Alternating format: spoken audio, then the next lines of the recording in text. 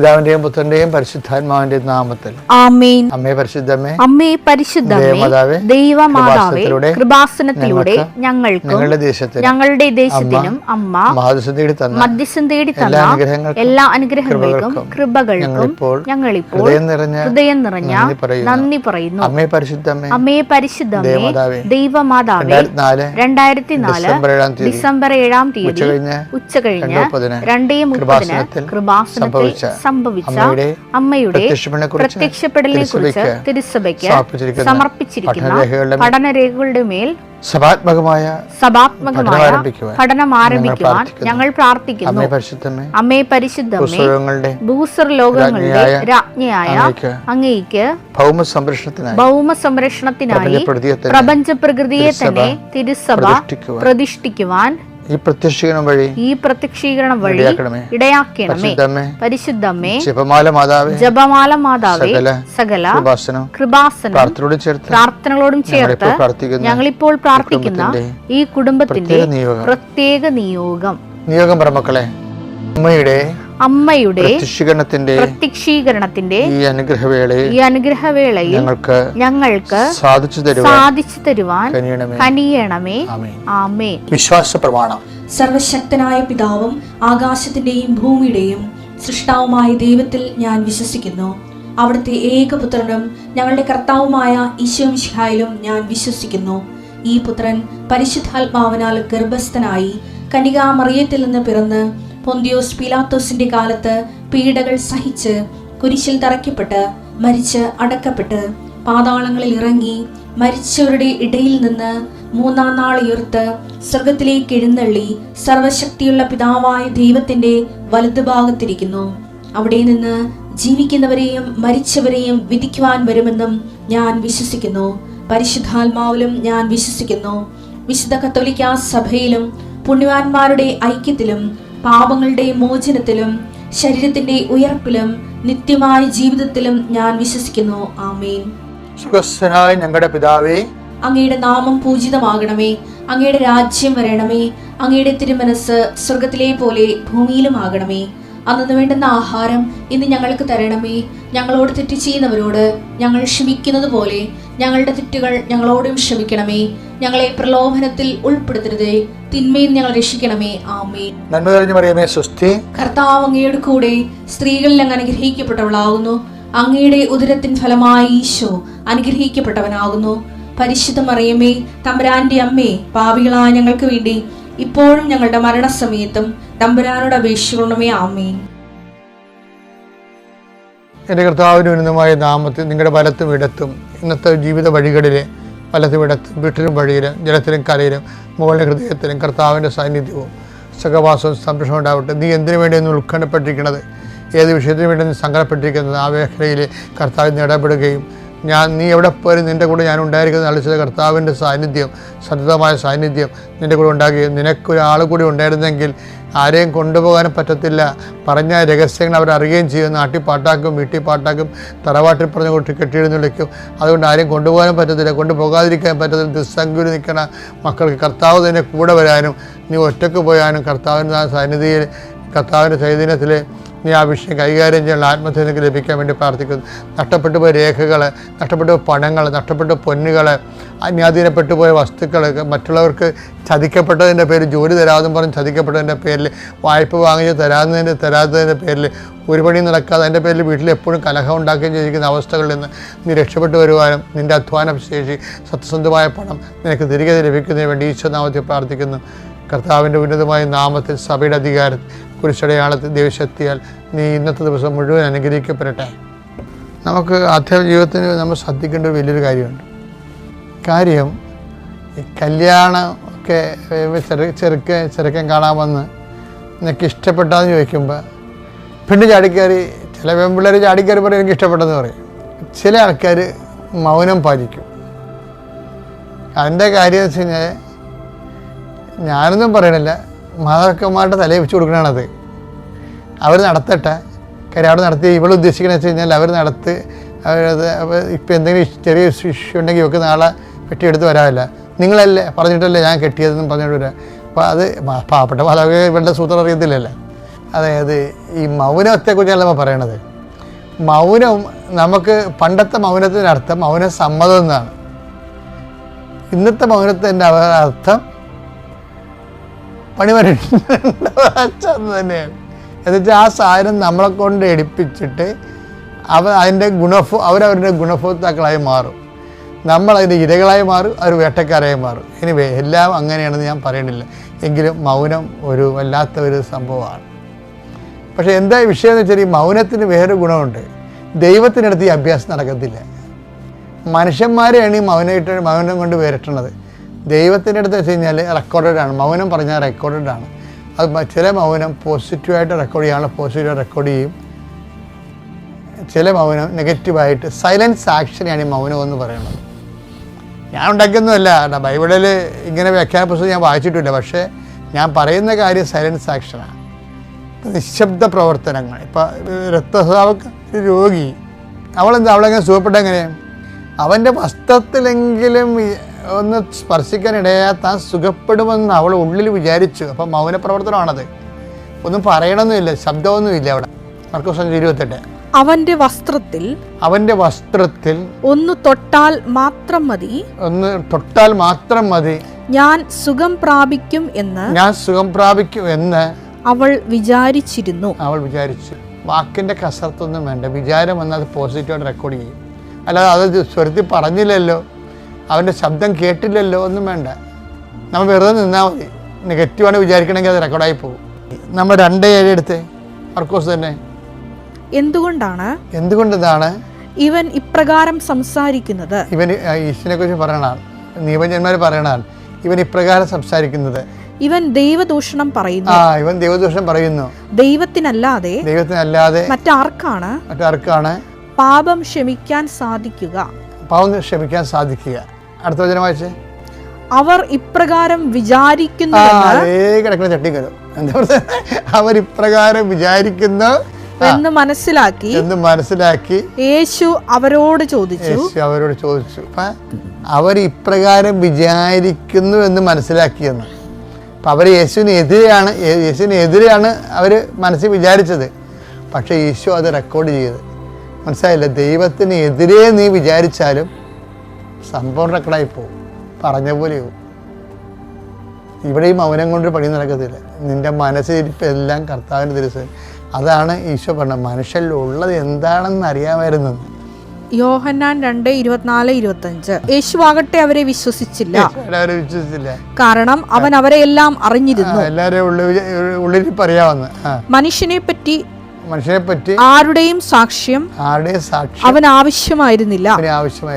മനുഷ്യനിലുള്ളത് എന്താണെന്ന് അവൻ വ്യക്തമായി അറിഞ്ഞിരുന്നു. വ്യക്തമായി, ക്രിസ്റ്റൽ ക്ലിയർ. മനസ്സിലായില്ല? അപ്പം അതുകൊണ്ട് ദൈവത്തിനെ കുറിച്ച് എതിരെ ഒന്നും ചിന്തിക്കരുത് കേട്ടോ. നിങ്ങൾ ഒരു പ്രാർത്ഥന കേട്ടില്ലെങ്കിൽ പറയും, എൻ്റെ കൂട്ടുകാരത്തി അവൾ പള്ളിയിലെ വട്ടക്കാരുമില്ല, അവൾ കാനഡയിൽ പോയി അല്ലെങ്കിൽ ഇംഗ്ലണ്ടിൽ പോയി, ഞാൻ പള്ളിയിൽ നിന്ന് മാറാൻ നടക്കണം, എൻ്റെ വിസ എടുത്തില്ല. അല്ല, അപ്പോൾ നിങ്ങൾ ഉള്ളിൽ വിചാരിച്ചില്ലേ എന്ന് വെച്ചാൽ ദൈവം അത് നെഗറ്റീവ് പറഞ്ഞാൽ അത് വിചാരിച്ചാൽ മതി, റെക്കോർഡായി പോകും. അപ്പോൾ എൻ്റെ മക്കളെ വിചാരിക്കാതിരിക്കുക, ദൈവത്തിനെതിരെ ഒരു അക്ഷരം മിണ്ടരുത്. ചില കാര്യം കർത്താവ് ഇഷ്ടമുള്ളവർ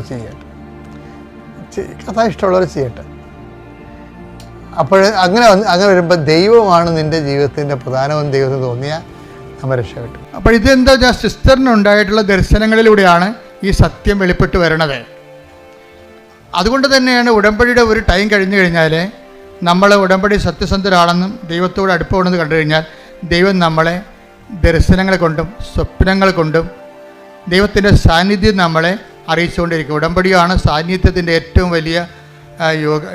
വലിയ ഒരു ഉപാധിയല്ല, ഏറ്റവും വലിയൊരു സോഴ്സ് എന്ന് പറയണത് ഉടമ്പടിയാണ്. ഉടമ്പടിയിലൂടെയാണ് സാന്നിധ്യം, മറ്റെല്ലാ പ്രാർത്ഥനയെക്കാളും മനുഷ്യനെ സാന്നിധ്യം മനസ്സിലാക്കുന്നത്, ദൈവത്തിൻ്റെ സാന്നിധ്യം മനസ്സിലാക്കുന്നത്.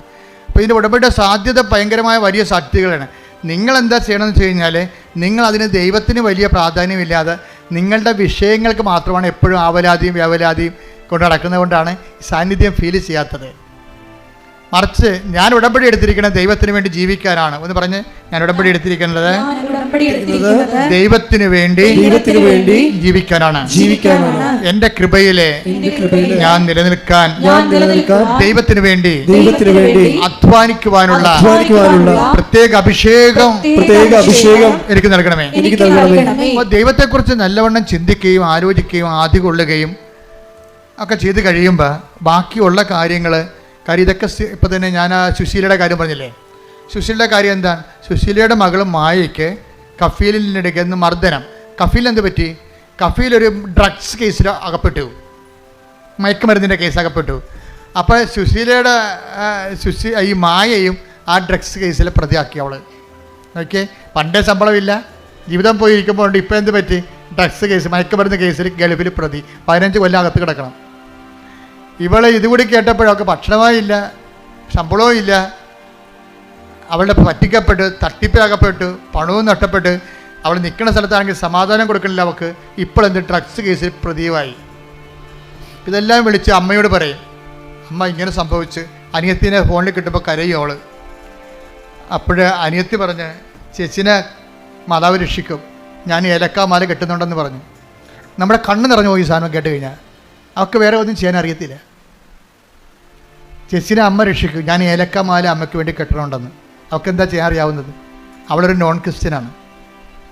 അവളുടെ ചേച്ചി ഒരു അന്യ സ്ഥലങ്ങളിൽ എലി പത്താഴത്തി വീണ പോലെ പിട്ടുകിടക്കുകയാണ്. അവൾക്ക് ദൈവതിരുസന്നിധി, ദൈവത്തിനെ ഈ വിഷയത്തിൽ ഉൾപ്പെടുത്താൻ ചെയ്യാൻ അറിയാവുന്ന ആപ്പാടെ പണി എന്താ? ഞാൻ അവളുടെ മനസ്സിൽ വന്നാൽ ഞാൻ ഏലക്കാമാല കെട്ടണമുണ്ടെന്ന്. ആ ഒരു മാല മുഴുവൻ കെട്ടിക്കൊണ്ടത് മാതാവിനിടും. എനിക്കറിയാം അതിൻ്റെ ബലം എന്താണെന്ന്. എന്താ കാര്യം? വിശ്വാസാവിഷ്കാരങ്ങളിൽ രണ്ടാമത്തതാണ് എന്താണ്? വിശ്വാസ പ്രയോഗം. അതാണ് സാധനം. ഉടമ്പടിയിലില്ലേ എന്തൊക്കെയുണ്ട് വിശ്വാസത്തിൽ? പ്രാർത്ഥന, പ്രഖ്യാപനം, പിന്നെ എന്താണ്? പ്രയോഗം. അത് പ്രയോഗമാണ്. അവളുടെ അമ്മ സുശീല ചെയ്യണ പരിപാടി എന്താണെന്ന് അറിയാമോ? അവളുടെ സുശീല വണ്ടിക്കാശി തണ്ണീർമുക്കത്തു നിന്ന് ഇങ്ങോട്ട് വന്നാൽ മതി, 10-12 കിലോമീറ്ററേ ഉള്ളൂ. ആ കിലോമീറ്റർ എല്ലാ ദിവസവും മാതാവിൻ്റെ അടുത്ത് വരും, നടന്നു വരും. കാര്യം എന്താ? പെട്ടിരിക്കല്ലേ, മകൾ പെട്ടിരിക്കല്ലേ. അപ്പം എല്ലാ ദിവസവും മാതാവിൻ്റെ അടുത്ത് വരും. എങ്ങനെ വരും? നടന്നു വരും. നിഷ്പാതികമായിട്ട് നടന്നു വരും. നടന്നു വന്നിട്ടും പറയും, അമ്മേ ഞാൻ വരുന്നു, ഞാൻ പോണ്, എൻ്റെ മകളുടെ കാര്യം പറയാൻ വന്നതാണ്. അപ്പം നടന്നു വരുമ്പോൾ ഒരു പ്രയോഗമുണ്ട് അതിൻ്റെ അകത്ത്. ഒരു പ്രഖ്യാപനമുണ്ട്, ഒരു പ്രയോഗമുണ്ട്, ഒരു പ്രാർത്ഥനയുണ്ട്. എന്താണ്? നടക്കുമ്പോൾ പ്രാർത്ഥിച്ചുകൊണ്ടാണ് നടക്കണത് തന്നെ ഒരു പ്രഖ്യാപനമാണ്. നടന്നു വന്ന് എത്തുന്നത് ഒരു പ്രയോഗമാണ്. ഇതെല്ലാം അതിൻ്റെ അകത്തുണ്ട്. അപ്പം അതുകൊണ്ട് ദൈവത്തിന് ഇപ്പോൾ കർത്താവിൻ്റെ ഒരു വചനം ഉണ്ടല്ലോ, 14 എടുത്തവനെ, മർക്കോസ് 14:8 ഇവൾക്ക് സാധിക്കുന്നത്, അതാണ് നോക്കിയാൽ കണ്ടല്ലേ, ഇവൾക്ക് പറഞ്ഞേ, ഇവൾക്ക് സാധിക്കുന്നത് ഇവൾ ചെയ്തു. അവൾക്ക് സാധിക്കുന്ന ഏലക്കാമാല കെട്ടണതാണ്. അതാണ് സംഭവം. ഇത് ഏതാ സംഭവം മനസ്സിലായ? ലാസറിൻ്റെ വീട്ടിൽ ലാസർ ഉയർത്തെഴുന്നേറ്റ് കഴിഞ്ഞപ്പോൾ കർത്താവിൻ്റെ പാദത്തെങ്കിൽ 300 ദിനാറയ്ക്കുള്ള സുഗന്ധ തൈലം ലാസറിൻ്റെ ബദനിയിലെ മറിയം കാല് പൂശി പ്രാർത്ഥിച്ച്. അപ്പോൾ യൂദാസ് അവിടെ നിന്നിട്ട് പ്രശ്നം ഉണ്ടാക്കി. എന്ത് നോൺസെൻസാണിത്? അയാൾ യുക്തി ഉപയോഗിക്കുന്ന ആളാണ്. അയാൾക്ക് ഭക്തിയല്ല അയാൾ ഉപയോഗിക്കണത്, യുക്തിയാണ് ഉപയോഗിക്കണത്. അയാൾ ചോദിച്ചത്, എന്താണിത്? നോൺസെൻസ് അല്ലേ ഇത്? ഇതുകൊണ്ട് ആൾക്കാർക്ക് വീട് വെച്ച് കൊടുക്കാൻ പറ്റത്തില്ലെന്ന് ചോദിച്ച്. നമുക്ക് ദൈവത്തിന് നമ്മൾ കൊടുക്കുന്നത് കൊണ്ട് വീട് വെച്ച് കൊടുത്തു കഴിഞ്ഞാൽ വീട്ടിൽ കിടന്ന് കൊടുക്കാൻ പറ്റത്തില്ല. നമുക്ക് മനസ്സിലായില്ല? രണ്ട് വിഷയമാണ്. അതെന്താ വെച്ചാൽ ദൈവത്തിന് കൊടുക്കേണ്ടത് ദൈവത്തിന് കൊടുക്കണം, സീസറിന് കൊടുക്കേണ്ടത് മനുഷ്യന് കൊടുക്കേണ്ടത് മനുഷ്യന് കൊടുക്കണം. മനുഷ്യന് കൊടുക്കേണ്ടത് ദൈവത്തിന് കൊടുക്കരുത്, ദൈവത്തിന് കൊടുക്കേണ്ടടുത്ത് മനുഷ്യനെ കൊടുക്കരുത്. അതിന് ബാലൻസ്ഡ് ആയിട്ടാണ് ഈശോ പറഞ്ഞിരിക്കുന്നത്. അവളെ സംബന്ധിച്ചിടത്തോളം ചെയ്യണം എന്താണ്? ഒരു ദിനാറയ്ക്ക് 300 ദിനാറ ഒരു വർഷത്തെ കൂലിയാണ്. കർത്താവിനുള്ള സ്നേഹം പ്രകടിപ്പിക്കാൻ വേണ്ടി അതിനൊരു കുപ്പി സുഗന്ധതൈലം മേടിച്ചിട്ട് കർത്താവിൻ്റെ 2 കാലിലും മുഴുവനും ഒഴിച്ചു കൊടുത്ത്, എന്നിട്ട് ആ കാല് ചുംബിച്ചു. അത് പ്രയോഗമാണ്, വിശ്വാസ പ്രയോഗം. വിശ്വാസപ്രയോഗമല്ല, അവിശ്വാസം മൂത്തിട്ടുള്ള ഒരു സ്നേഹത്തിൻ്റെ ദൈവവുമായിട്ടുള്ള ബന്ധങ്ങൾ അതാണ്. അത് പ്രയോഗമാണ്. അത് ശരിക്കും പറഞ്ഞാൽ ഇതുപോലെ ഇവളത് ചെയ്ത് കഴിഞ്ഞപ്പോൾ അമ്മ നടന്ന് വന്ന്, അവളുടെ അമ്മ തണ്ണീർമുക്കത്തിൽ നടന്ന് ഇവിടെ വന്നിട്ട് പറഞ്ഞ്, എൻ്റെ മകളുടെ കാര്യം പറയാതെ തന്നെ അമ്മക്കറിയാമല്ലോ, അമ്മയെ കാണാൻ ഞാൻ നടന്നു വന്നതാണ്. അന്ന് രാത്രി അമ്മ അവളോട് പറഞ്ഞു, നാളെ നിൻ്റെ മകളെ വിളിക്കണം, നിൻ്റെ മകളെ വിളിച്ചിട്ട് പറയണം തലയെ തുണിയിട്ടൊരു സ്ത്രീ ഓഫീസിൽ വരുന്നുണ്ടെന്ന്, അതോടെ ഈ പ്രശ്നം തീരുമെന്ന്. അതാണ് വിഷയം. പിറ്റേ ദിവസം അമ്മ പറഞ്ഞ പോലെ തന്നെ തലയെ തുണിയിട്ടൊരു മുസ്ലിം സ്ത്രീയാണ് അവിടെ വന്നിട്ട് അവർ ഓഫീസിൽ വന്നിട്ട് ഇവളുടെ രജിസ്റ്ററിൽ കേസ് ക്യാൻസൽ ചെയ്ത് അവിടെ റിലീവ്ഡായി പെട്ടെന്ന്. Hallelujah hallelujah hallelujah. അപ്പോൾ എന്ത് ചെയ്യണം? ഒരു വിഷയത്തിന് എവിടെയാണ് അതിൻ്റെ കുറിഞ്ഞിരിക്കണത്, അവിടെ എന്ത് ചെയ്താൽ ശരിയാവുമെന്ന് ആർക്കറിയാം? അമ്മയ്ക്കറിയാം. അപ്പോൾ നമ്മൾ പറയും ചെയ്യേണ്ടതൊക്കെ ഞാൻ ചെയ്യിച്ചോളാം, നിങ്ങൾ ചെയ്യേണ്ട കാര്യം ഞാൻ പറഞ്ഞാൽ മതി, ഈശോയെ കൊണ്ട് ചെയ്യിക്കേണ്ട കാര്യമൊക്കെ ഞാൻ ചെയ്യിച്ചോളാം, നിങ്ങളെന്താ ചെയ്യേണ്ടത്? അവൻ പറഞ്ഞ പോലെ ചെയ്യുക. കൈയടിച്ച് കർത്താവ് സുഡലിൽ ഹല്ലേലൂയ ഹല്ലേലൂയ ഹല്ലേലൂയ മഹത്വം മഹത്വം ആരാധന ആരാധന ഹല്ലേലൂയ ഹല്ലേലൂയ. പരിശുദ്ധ പരമദിവ്യകാരുണ്യത്തിന് ആരാധനയും സ്തുതിയും പുകഴ്ചയും ഉണ്ടായിരിക്കട്ടെ. പരിശുദ്ധ പരമദിവ്യകാരുണ്യത്തിന് ആരാധനയും സ്തുതിയും പുകഴ്ചയും ഉണ്ടായിരിക്കട്ടെ. അപ്പോൾ ഈ ഉപ്പും ഉടമ്പടിയിലെ ഉപ്പും അതുപോലെ തന്നെ എണ്ണയും ഇതൊക്കെ ഉപയോഗിക്കുമ്പോൾ നിങ്ങളെ വിശ്വാസ പ്രയോഗത്തിലാണെന്നുള്ള കാര്യം മനസ്സിലാക്കണം. അതിന് നമുക്ക് വേണ്ട മൗലിക വികാരം എന്ന് പറയുന്നത് ദൈവസ്നേഹമാണ്. വിശ്വാസം മൂത്തിട്ടാണ് ദൈവസ്നേഹം ഉണ്ടാകുന്നത്. യൂത്തിനൊക്കെ ഉണ്ടാകുന്നൊരു പ്രശ്നം എന്ന് വെച്ച് കഴിഞ്ഞാൽ യൂത്ത് ഈ ഉടമ്പടി എടുക്കുന്നത് കൊണ്ട് തന്നെ ചില സമയത്ത് അവർക്ക് ചില നെഗറ്റീവ് അനുഭവങ്ങൾ നിങ്ങളുടെ ഒരു കൗണ്ട് ഡൗൺ വരും ചില സമയത്ത്. എന്താ പറയുന്നത് വെച്ച് കഴിഞ്ഞാൽ ഇപ്പം നിങ്ങൾ ഉദാഹരണത്തിന് ഇപ്പം നിങ്ങൾ അച്ഛൻ്റെ എല്ലാ ദിവസവും ഒരു സാക്ഷ്യം അല്ലെങ്കിൽ ഒരു ഡെയിലി ബ്രെഡ് നിങ്ങൾ ഷെയർ ചെയ്യുന്നു, നിങ്ങളുടെ ഗ്രൂപ്പിൽ ഷെയർ ചെയ്തേ, ഉടനെ അവരെന്ത് ചെയ്യും? ദൈവത്തിനെ കാണുമ്പോൾ തന്നെ പല്ലിളിക്കണ പിശാചുക്കളുണ്ടാവും. നിങ്ങളുടെ കൂട്ടുകാരായിരിക്കും. ചിലപ്പോൾ നിങ്ങളെ അവർ ക്യാൻസൽ ചെയ്ത് കളയും, ബ്ലോക്ക് ചെയ്ത് കളയും. അപ്പോൾ നിങ്ങൾക്ക് സന്തോഷമായില്ലേ? നിങ്ങൾക്ക് പറ്റാത്ത ആൾക്കാരിൽ നിന്ന് നിങ്ങൾക്ക് ബ്ലോക്കിങ് കിട്ടുമ്പോൾ തന്നെ അത്ര ആ സ്ഥാനം പോയി കിട്ടത്തില്ലേ? ആ സ്ഥാനം ഗ്രൂപ്പിൽ കിടന്നാൽ മോശമാണ്. പറഞ്ഞ മനസ്സിലായില്ലേ? നിങ്ങളെ വിചാരിക്കും അയ്യോ ഞാനിങ്ങനെ ഇവർക്ക് സെൻഡ് ചെയ്യും, ഒരു മതം മാറ്റമാണെന്ന് കരുതുക, അല്ലെങ്കിൽ എന്നെ ഒരു ഭക്തി ആയിട്ട് കരുതുക. ഞാൻ ഭക്തിയൊന്നും അല്ല, എനിക്ക് തൽക്കാലം IELTS പാസ്സാകാനുള്ള അഭ്യാസം മാത്രമേ ഉള്ളൂ എന്ന് അവർക്കറിയാൻ പാടില്ല. പറഞ്ഞ മനസ്സിലായില്ല? നമ്മുടെ രഹസ്യ ധാരണകൾ നിങ്ങൾ വിവേചിക്കണം. നിങ്ങൾ എന്തുകൊണ്ട് ഷെയർ ചെയ്യുന്നില്ല കൂട്ടുകാർക്ക്?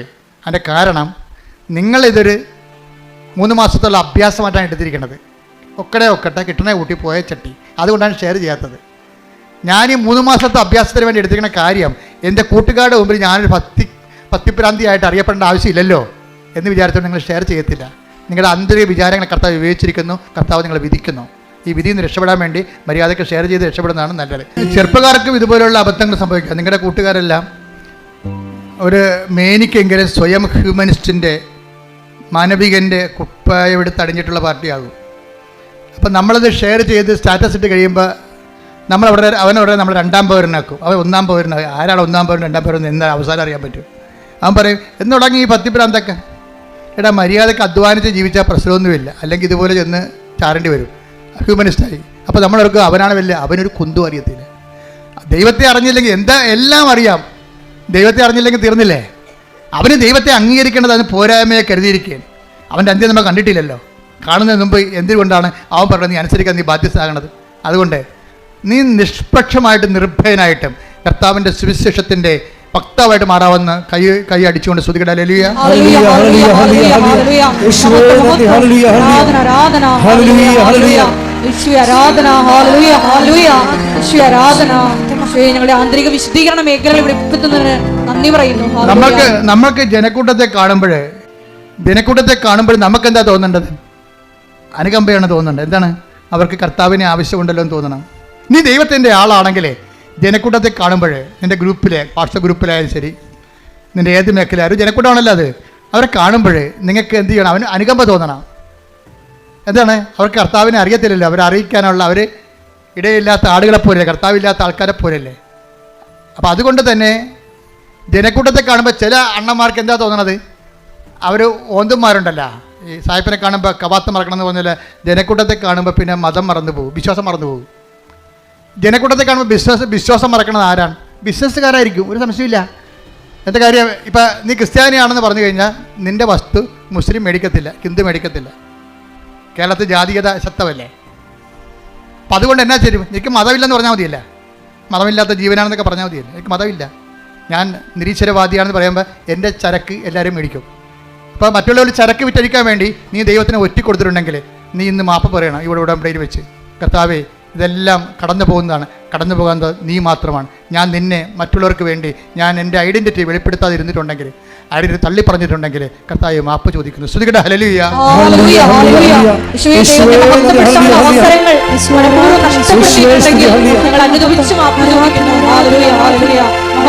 നീ വിശ്വാസം, നമുക്കറിയാം വിശ്വാസത്തിൻ്റെ ആവിഷ്കാരങ്ങൾ എന്തൊക്കെയാണ്? ഒന്ന് പ്രാർത്ഥന, രണ്ടാമത്തേത് എന്താണ്? പ്രഖ്യാപനം, മൂന്നാമത്തേത് എന്താണ്? പ്രയോഗം. ഈ പ്രാർത്ഥന കഴിഞ്ഞിട്ട് ഈ പ്രഖ്യാപനം എന്ന് പറയുമ്പോൾ ഉള്ള വിഷയം വെച്ചാൽ, ഈ പ്രഖ്യാപനം ആദ്യം നടത്തേണ്ടത് എവിടെയാണെന്ന് അറിയാമോ? തെരുവീതിയിലല്ല, സ്വന്തം വീട്ടിലാണ് നടത്തേണ്ടത്. വിശ്വാസം പ്രഖ്യാപിക്കേണ്ടത് എവിടെയാണ്? ആദ്യം സ്വന്തം വീട്ടിലാണ് പ്രഖ്യാപിക്കേണ്ടത് ആദ്യം. കാര്യം വിശ്വാസത്തിനെതിരായിരിക്കും ഭർത്താവ്, അല്ലെങ്കിൽ ഭാര്യ, അല്ലെങ്കിൽ മകൻ, അല്ലെങ്കിൽ മകള്. അവളെ കേൾക്കാം, അയ്യോ അവളെ കേൾക്കാം, അവളെല്ലാം പറയും. അതുകൊണ്ട് ഞാൻ പ്രത്യക്ഷക്കാരനെ ചുണ്ടിൻ്റെ താഴെ പ്രത്യക്ഷ പ്രാർത്ഥന വിശ്വാസികളുണ്ട്. എന്താ കാര്യം? മകള് കേൾക്കും, അവൾക്ക് ഇഷ്ടപ്പെടത്തില്ലെന്ന്. അപ്പം തന്നെ നിന്റെ കാര്യത്തിൽ തീരുമാനമായില്ലേ? അതാണ് ഈശോ പറഞ്ഞ 10:32 മനുഷ്യരുടെ മുമ്പിൽ ഏറ്റു പറയണമെന്ന്. അപ്പോൾ അവൾ കേട്ടാലും അവൻ കേട്ടാലും, അവന് ഭ്രാന്തി കറിയാലും പിശാചി കറിയാലും ചാടിപ്പോയാലും നീ നിൻ്റെ വിശ്വാസം പ്രഖ്യാപിക്കണം. എവിടെയാണ്? ഒരുത്തം വിശ്വാസം പ്രഖ്യാപിക്കേണ്ടത് ആദ്യമായി അവൻ്റെ വീട്ടിൽ തന്നെയാണ്. ക്ലിയർ അല്ലേ? ആ, എന്താ കാര്യം നീ ഇത് പറയാൻ കഴിയും? ജെയ്സി എന്ന് പറഞ്ഞൊരു മോളെ ഈ ദിവസം സാക്ഷ്യം പറഞ്ഞു. അവളുടെ സാക്ഷ്യം എന്ന് പറയുന്നത്, അവിടെ മകന് ഉടമ്പടിയിലൊന്നും വിശ്വാസമില്ല, ഉപ്പിലും വിശ്വാസമില്ല. അപ്പോൾ എൻ്റെ പ്രശ്നം വെച്ചാൽ, പക്ഷേ അമ്മ ഇവൻ്റെ മകനെ സ്വിറ്റ്സർലൻഡിലാണ് അവൻ MBA പാസ്സായതാണ്. പക്ഷെ അവിടെ MBA പാസ്സായെന്ന് പറഞ്ഞാലും ഈ ഇൻറ്റേൺഷിപ്പിന് പോയി ഭയങ്കര ബുദ്ധിമുട്ടാണ്. ഇൻറ്റേൺഷിപ്പിന് പോണ മുമ്പ് അമ്മ പറഞ്ഞ്, എടാ നിനക്ക് ഇൻറ്റേൺഷിപ്പ് കിട്ടാൻ അവിടുത്തെ നാട്ടുകാർ തന്നെ ഉണ്ട്, നിന്നേക്കാൾ വലിയ എക്സ്പീരിയൻസ് ഉള്ള ആൾക്കാരും ക്വാളിറ്റി ഉള്ള ആൾക്കാരും ഉണ്ട്, അവരെടുക്കത്തുള്ളൂ, നമുക്ക് മെറിറ്റില്ല. അതുകൊണ്ട് നീ എന്ത് ചെയ്യണമെന്ന് പറയാം, ഈ ഉപ്പ് കൊണ്ടുപോയി ഇൻറ്റേൺഷിപ്പ് ഓഫീസിൽ ഇടണമെന്ന് പറഞ്ഞു വിശ്വാസപ്രമാണം ചൊല്ലി. അപ്പോഴവൻ പറഞ്ഞു, ഞാൻ ഇടത്തില്ല. അയ്യോ ഇതൊക്കെ ചെയ്താൽ വല്ല കാര്യം ശരിയാവുക, അവിടെയൊക്കെ ക്യാമറ ഉണ്ടെന്ന് പറഞ്ഞ്. അപ്പോൾ അമ്മ പറഞ്ഞു, ക്യാമറ ആയതുകൊണ്ട് സായിപ്പിനെ കാണുമ്പോൾ കവാത്ത മറക്കണം. ചില ആൾക്കാർ ക്യാമറ കാണുമ്പോൾ കവാത്ത മറക്കുകയും. അവൻ പറഞ്ഞു, ഞാൻ നിൻ്റെ കൂടെ വരാമെന്ന് പറഞ്ഞു. നീ ചെയ്യേണ്ട, ഞാൻ ചെയ്തോളാം എന്ന് പറഞ്ഞു. നിന്നെ അവിടെ ഇടിപ്പിക്കേണ്ട കാര്യമാണ്. ഇൻറ്റേൺഷിപ്പ് ഓഫീസിൽ പോയി അമ്മ കൊണ്ട് അവൻ നിൽക്കുമ്പോൾ അവിടെ ഒപ്പിട്ടിട്ട് വിശ്വാസപ്രമാണം ചൊല്ലി, മാതാവേ ഞങ്ങൾക്ക് കഴിവില്ല, ഞങ്ങൾക്ക് മെറിറ്റില്ല, ഇത് നോട്ട് ബൈ മെറിറ്റാണ് വർക്ക് ചെയ്യേണ്ടത്, ഉടമ്പടി അതിനുവേണ്ടി ഞാൻ ഉടമ്പടി ചെയ്തിരിക്കണം, അതുകൊണ്ട് ഈ മകനെ ഇവിടെ ഇൻറ്റേൺഷിപ്പിൽ എടുക്കണമെന്ന് പറഞ്ഞു. എക്സ്പീരിയൻസിന് പല നാട്ടുകാർക്ക് സീറ്റില്ല, അവന് സീറ്റ് കിട്ടി. അത് കഴിഞ്ഞപ്പോൾ പിന്നെ ആ കമ്പനി, വേറൊരു കമ്പനി അവനെ ജോലിക്ക് വിളിച്ചപ്പോൾ അമ്മ പറഞ്ഞേ, എടാ മകനെ ഉടമ്പടി ഉപ്പുണ്ട്, നമുക്കൊണ്ട് ഇടാമെന്ന് പറഞ്ഞ്. അപ്പോൾ അമ്മ പറഞ്ഞു, അമ്മ അതൊക്കെ ശരിയാകുക, അവിടെയൊക്കെ ഒത്തിരി ആൾക്കാരൊക്കെ ഉള്ളതാണ്. അപ്പോൾ നമ്മൾ രാത്രി ഓഫീസിൽ പോകാം, രാത്രി ഓഫീസ് അമ്മയുമായിട്ട് ഈ മകൻ്റെ കൂടെ അമ്മ രാത്രി ഓഫീസിൽ പോയിരിക്കുക. എന്നിട്ട് രാത്രി ഓഫീസിൽ പോയി അവിടെ നിന്ന് വിശ്വാസ പ്രമാണം ചൊല്ലിയിട്ട് അവിടെ ഉപ്പിട്ടിട്ട് പോകുന്നു. പ്രഖ്യാപനമാണ്, വിശ്വാസ പ്രഖ്യാപനം. അപ്പോൾ നമുക്കൊരു അവസരം കിട്ടുമ്പോഴെന്നെ സംബന്ധിച്ചിടത്തോളം നമ്മൾ ദൈവത്തിന് തോന്നണം, നമ്മൾ ഏത് കാലാവസ്ഥയിലും കർത്താവിനെ തള്ളിപ്പറയത്തില്ല. സുവിശേഷം എന്ന് പറയുന്ന വിശ്വാസം, നമ്മളെന്താ കർത്താവ് തുടങ്ങണം എങ്ങനെയാണ്? വിശ്വസിക്കുക, സുവിശേഷത്തെ അനുദപിക്കുക, സുവിശേഷത്തിൽ വിശ്വസിക്കുക. അപ്പോൾ വിശ്വാസം എന്ന് പറയുന്നത് ബേസിക്കായിട്ട് വേണ്ടത് സുവിശേഷത്തിലാണ്. അനുദപിക്കുക, സുവിശേഷത്തിൽ വിശ്വസിക്കുക. അപ്പോൾ ദൈവത്തിൻ്റെ വചനങ്ങളിലും ദൈവത്തിൻ്റെ രക്ഷാകര പദ്ധതികളിലും ദൈവത്തിൻ്റെ പരിപാലന മാർഗങ്ങളിലെയും നമ്മൾ വിശ്വാസത്തിലെടുക്കണം. എന്നിട്ട് ആ വിശ്വാസത്തെ നമ്മൾ പ്രയോഗിക്കണമാണ് ഉപ്പിടുമ്പോൾ. അവൻ പിന്നെ ഒരു ഗുണം ചെയ്തു, അവൻ അത്ര മോശക്കാരനല്ല. അവൻ എപ്പോഴും ഈ ഉപ്പൊക്കെ പബ്ലിക്കായിട്ട് ഇടാൻ ബുദ്ധിമുട്ടുണ്ടെങ്കിലും തൈലം പൂശിയിട്ട് അവൻ ഇറങ്ങത്തുള്ളൂ. അവൻ ഇൻ്റർവ്യൂവിനാണെങ്കിലും വീട്ടിൽ എല്ലാ ഉടമ്പടി തൈലം പൂശിയിട്ട് ഇറങ്ങത്തുള്ളൂ. പക്ഷെ അമ്മ അതിനേക്കാൾ കടുത്ത ആൾക്കാരാണ്. പക്ഷേ നമ്മൾ നോക്കുമ്പോൾ അമ്മയുടെ സാക്ഷ്യം കേൾക്കുമ്പോഴല്ല, ഇവന് അവിടെ ജോലി കിട്ടാൻ ഒരു സാധ്യതയുമില്ല. പക്ഷേ അമ്മ മാതാവിൻ്റെ നോട്ട് ബൈ മെറിറ്റ് എന്നല്ലേ, എനിക്ക് കഴിവില്ല, എൻ്റെ കഴിവല്ല, നിൻ്റെ കൃപയെന്നല്ല എൻ്റെ പ്രഖ്യാപനം. വിശ്വസിക്കണത് എന്താ പ്രഖ്യാപിക്കണത്? എൻ്റെ കഴിവല്ല, നിൻ്റെ കൃപ. അതിനാണ് ഉപ്പിടണത്, വിശ്വാസപ്രമാണം ചെല്ലണത്. അപ്പോൾ ആ ജോലി അവന് കിട്ടി. അതിൻ്റെ സാക്ഷിയാണ് അവൻ പറഞ്ഞ കഴിഞ്ഞ ദിവസങ്ങളിൽ. ഞാൻ നിങ്ങളോട് പലപ്പോഴും പറഞ്ഞിരിക്കുന്ന കാര്യങ്ങളെല്ലാം കൃത്യവും കറക്റ്റായിട്ടുള്ള കാര്യങ്ങളും ആയിരക്കണക്കിന് ജനങ്ങൾ അവരുടെ ജീവിതത്തിൽ പ്രാവർത്തികമാക്കി വിജയിച്ച കാര്യങ്ങളാണ്. അതുകൊണ്ട് ചെയ്യുമ്പോൾ തന്നെ സൂക്ഷിച്ചും കൂടുതൽ ഈസിയായിട്ട് ചെയ്യാൻ കഴിയുന്നവർ കൂടുതൽ കഷ്ടപ്പെട്ട് നിവർത്തിക്കണം. പറഞ്ഞ മനസ്സിലായ കാര്യം, നിങ്ങളുമായിട്ട് കോമ്പറ്റ് ചെയ്യുന്ന ആൾക്കാർ വേറെയാണ്. കൂടുതൽ ഈസിയായിട്ട് ചെയ്യാൻ കഴിയുന്നവർ കൂടുതൽ കഷ്ടപ്പെട്ട് ഉടമ്പടി നിവർത്തിക്കണം. എന്താ കാര്യം വെച്ചാൽ, ഇപ്പോൾ ചിലരൊക്കെ സാക്ഷ്യം പറയാൻ വന്നിട്ട് പോകും, ഉടമ്പടി ചെയ്യാൻ വന്നു. അവർ ഉടമ്പടി ചെയ്യാൻ വേണ്ടി മാത്രം പ്ലെയിനിൽ സഞ്ചരിച്ച് അന്യരാജ്യത്തു നിന്ന് വന്നിട്ട് ഉടമ്പടി ചെയ്തിട്ട് അന്ന് തന്നെ പോകുകയാണ് അവർ. അവർക്ക് ഒരു ഉടമ്പടിക്ക് ലാഭമാകണത്, അവർക്ക് ഉടമ്പടിക്ക് ചിലവാകണത് 2.5 ലക്ഷം രൂപ 3 ലക്ഷം രൂപയാണ് ഒരു ഉടമ്പടിക്ക്. അപ്പം ഞങ്ങൾ രാവിലെ വന്ന് ഇവിടെ കലവൂരിൽ നിന്ന് ആലപ്പുഴയിൽ നിന്നൊക്കെ വന്നിട്ട് ഞങ്ങൾ വെളുപ്പിനെ വന്ന് നിൽക്കണം എന്ന് പറയും. എപ്പോഴാണ് ഞാൻ ചോദിക്കുക എത്ര മണിക്കാണ് വന്നത്? 7 മണിക്ക്. അതാണ് നിങ്ങളുടെ വെളുപ്പിനെ. ഞങ്ങൾ വെളുപ്പിനെ വന്ന് നിൽക്കണം എന്ന് പറയും. ഇവിടെ വെറുതെ നടന്നു വന്നായിരിക്കും. അപ്പം ഞാൻ എത്ര മണിക്ക്? 7 മണിക്ക്. അപ്പോൾ വെളുപ്പിനെന്ന് പറഞ്ഞാൽ 7 മണിക്കാണ്. ഇവർക്ക് ഇപ്പോഴും നേരം വെളുത്തിട്ടില്ല. അപ്പം അതുകൊണ്ട് കൂടുതൽ ഈസിയായിട്ട് വരുന്ന ആൾക്കാർ കൂടുതൽ അതിൻ്റെ അകത്ത് കഷ്ടപ്പെട്ട് ഇൻവെസ്റ്റ് ചെയ്യുമ്പോൾ ദൈവത്തിന് മനസ്സിലാകും ഇത് സത്യസന്ധമായ കാര്യമാണെന്ന്. പറഞ്ഞ് മനസ്സിലായില്ലേ? ഇത് ഏറ്റവും വലിയ പ്രശ്നമാണ്. എനിക്ക് ഇപ്പോൾ ഇത്രയും നാൾ ലക്ഷക്കണക്കിന് മനുഷ്യർ ഉടമ്പടി എടുത്തപ്പോൾ എൻ്റെ മനസ്സിൽ പരിശുദ്ധാത്മ പറയണത് ഇതിൻ്റെ ഏറ്റവും വലിയ കുഴപ്പം പിടിച്ച സംഭവം എന്താണെന്ന് അറിയാമോ? ദൈവത്തിനെ ഒന്ന് വിശ്വസിപ്പിച്ചെടുക്കുകയാണ്. ഞാൻ എടുത്തിരിക്കുന്ന സത്യസന്ധമായ ഉടമ്പടിയാണെന്ന് ദൈവത്തിനെ ഒന്ന് വിശ്വസിപ്പിച്ചെടുക്കാൻ വലിയ പാടാണ്. നമ്മളെടുത്തിരിക്കുന്ന ഉടമ്പടി, നിങ്ങളുടെ റിസ്ക് എന്ന് പറഞ്ഞാൽ എന്താണ്? ഉടമ്പടിയിലുള്ള റിസ്ക് ഫാക്ടർ എന്താണ്? ഈ നിങ്ങൾ എടുത്തിരിക്കുന്ന ഉടമ്പടി സത്യസന്ധമാണെന്ന് ദൈവത്തിനെ വിശ്വസിപ്പിച്ചെടുക്കണമാണ് പാട്. അത് ഇത്തിരി സമയമെടുക്കും. അത് നിങ്ങളുടെ ഓരോ കാര്യങ്ങളിലൂടെ നമ്മൾ സീരിയസ് ആണ് ഈ വിഷയത്തിൽ, സിൻസിയർ ആണെന്ന് ദൈവത്തിനെ നമ്മൾ വിശ്വസിപ്പിച്ചെടുക്കണം. അത് ഓരോ ദിവസത്തെയും ഉടമ്പടിയുടെ വെല്ലുവിളിയാണിത്. എന്താണ്? എൻ്റെ ഉടമ്പടി കർത്താവിനെ കൊണ്ട് കൺകർ ചെയ്യിക്കണം. My covenant must be concurred by Jesus. അത് ദിവസങ്ങളും ഉയർത്തണ വെല്ലുവിളിയാണ്.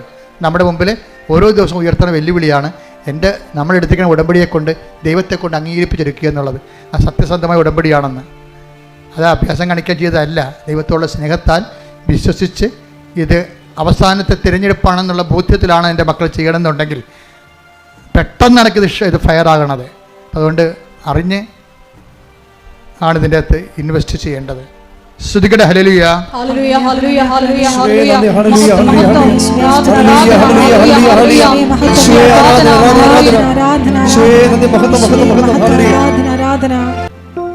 നിങ്ങളുടെ കൈകളെ രോഗസൗഖ്യ പ്രാർത്ഥനയുടെ സമയമാണ്.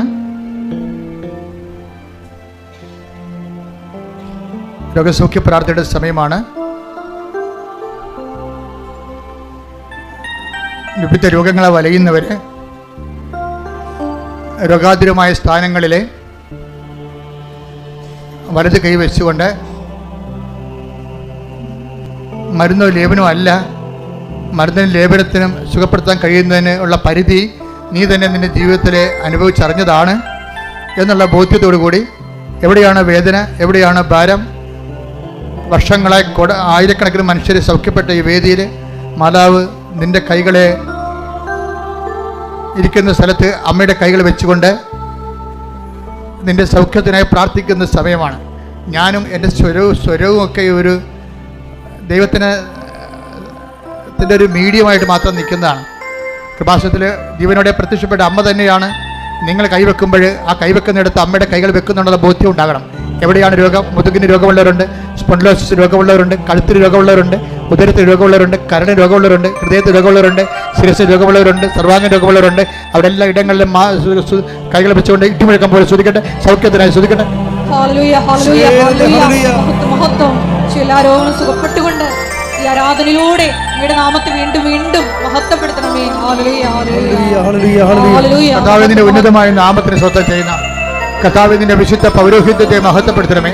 കർത്താവ് സഭയിലുള്ള സാന്നിധ്യം പ്രകടമാക്കണമേ. അമ്മയെ, പരിശുദ്ധ അമ്മേ, ദേവമാതാവേ, എല്ലാ മക്കൾക്കും വേണ്ടി മധ്യസ്ഥം വഹിക്കണമേ. ഉച്ച മുതൽ ഉള്ളംകാൽ വരെ അങ്ങയുടെ വിശുദ്ധമായ രക്തത്താൽ കഴുകണമെന്ന് പ്രാർത്ഥിക്കുന്ന കോശങ്ങളിലെ രക്തധമനികളിൽ കർത്താവിൻ്റെ രക്തം പടരട്ടെ. കോശങ്ങളിലെ രക്തധമനികളിൽ, സിസ്റ്റുള്ള ഇടങ്ങളിൽ, അതുപോലെ തന്നെ പിസ്റ്റുലുള്ള ഇടങ്ങളിൽ, പിസിയോടി ഉള്ള ഇടങ്ങളിൽ, മുഴകളുള്ള ഇടങ്ങളിൽ കർത്താവിൻ്റെ രക്തം പടരട്ടെ. രക്തം കട്ടപിടിച്ച അവസ്ഥകളെ യേശു ക്രിസ്തു നാമത്തിൽ മെൽട്ടായി പോകട്ടെ. മക്കളില്ലാത്തവർ, ബോധം മറഞ്ഞവർ, തളർന്ന് കിടക്കുന്നവർ, മരുന്ന് ഏൽക്കാത്തവർ, കിടപ്പിലായിപ്പോയിട്ടുള്ളവർ, ഭക്ഷണം കഴിക്കാൻ പറ്റാത്തവർ, വെള്ളം കുടിക്കാൻ പറ്റാത്തവർ, മൂത്രമറിയാതെ പോകുന്നവർ, രക്തമൊഴുകാതെ പോകുന്നവർ, സ്രാവങ്ങളുള്ളവർ, ചെവിയിൽ പഴുപ്പ് വരുന്നവർ, മൂക്ക് നിർത്താത്ത മൂക്കൊലിപ്പുള്ളവർ, ഉച്ച മുതൽ ഉള്ളംകാൽ വരെ കർത്താവിൻ്റെ വിശുദ്ധമായ രക്തത്താൽ കഴുകപ്പെടട്ടെ. മാരക രോഗങ്ങള്, തീരാവേദികള്, നടുവേദനകള്, കിഡ്നി വേദനകള്, സ്പോണ്ടിലോസിസ് അസുഖങ്ങള്, വളഞ്ഞ നടുവല്ലുകള്, തുളലുകള്, കുഴഞ്ഞ അസ്ഥികള്, ഓപ്പറേഷന് ശേഷം റോഡുകള് അകത്തായി പോയവര്, ഇനി ഓപ്പറേഷൻ ചെയ്യാൻ പറ്റുകയെന്ന് പറഞ്ഞവര്, സിസേറിയൻ കാരണം ഇനി മക്കൾ ഉണ്ടാവത്തില്ലെന്ന് പറഞ്ഞവര്, മക്കളില്ലാത്ത ദമ്പതികള് യേശുവിന്റെ നാമത്തിൽ, ഓട്ടിസം രോഗികള്, ഹൈപ്പർ ആക്ടിവിറ്റി കുഞ്ഞുങ്ങള്, മക്കൾ ഇല്ലാത്തവര്, പഠിക്കാൻ പറ്റാത്തവര്, വീട്ടിൽ കലഹം ഉണ്ടാക്കുന്നവര്, മദ്യപാന ആസക്തികള്, മനോരോഗികള്, എപ്പിലെപ്സി രോഗികള്, അപസ്മാ രോഗങ്ങള്, വിട്ടുമാറാത്ത പനികള്, രോഗങ്ങള്, പീഡകള്, ആദികള്, വ്യാധികള്, അസമാധാനങ്ങള് യേശുവിന്റെ നാമത്തില് മാറിപ്പോകട്ടെ. ശ്രദ്ധിക്കട്ടെ.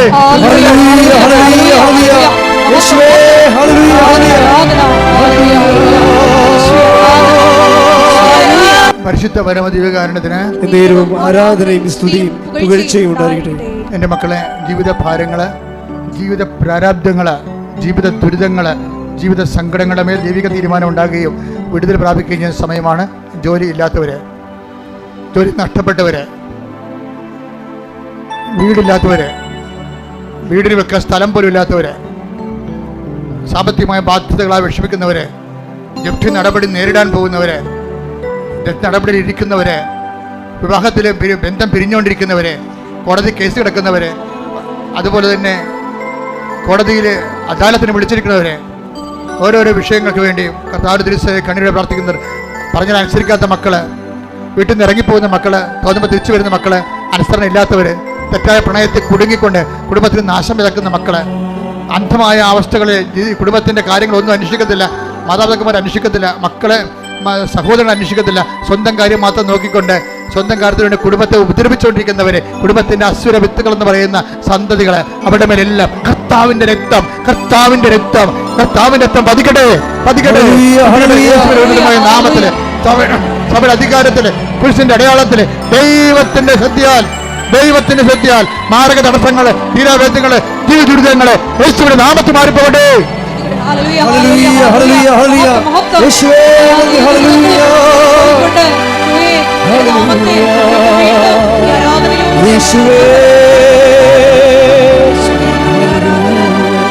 മുട്ടനിക്ക് സമാപന ആശീർവാദമാണ്. കൈകുപ്പി കർത്താവിനോട് സ്വകാര്യമായി പറയാനുള്ള കാര്യങ്ങൾ ഇപ്പോൾ മൗനമായി പറയുക. ആശീർവാദത്തിൻ്റെ സമയമാണ്. സാക്ഷ്യം പറയാൻ സാധിക്കും ഈ വിഷയത്തിന് വേണ്ടി. ഒരിക്കൽ കൂടി മരിയൻ ഉടമ്പടിയിൽ സമർപ്പിച്ചിരിക്കുന്ന എല്ലാ വിഷയങ്ങളും ദൈവമാതാവിൻ്റെ മധ്യസ്ഥതയിൽ ദിവ്യകാരുണ്യ സന്നിധിയിൽ സമർപ്പിച്ച് നമുക്കൊരു നിമിഷം മൗനമായിട്ട് പ്രാർത്ഥിക്കാം. ഈശോയെ, നീ എൻ്റെ രാജ്യം സ്വന്തമാക്കുവാൻ ഞങ്ങൾക്കുള്ളതെല്ലാം സന്തോഷത്തോടെ പോയി വിറ്റ്, അഥവാ സുവിശേഷ വചന പ്രകാരം ഞങ്ങളെ തന്നെ പരിത്യജിച്ച് നീയാകുന്ന സന്തോഷത്തിലേക്ക് വരുവാൻ ഈശോയെ ആരാധനയിലൂടെ ഞങ്ങളെ അഭിഷേകം ചെയ്യണമേ എന്ന് പ്രത്യേകമായി പ്രാർത്ഥിക്കുന്നു.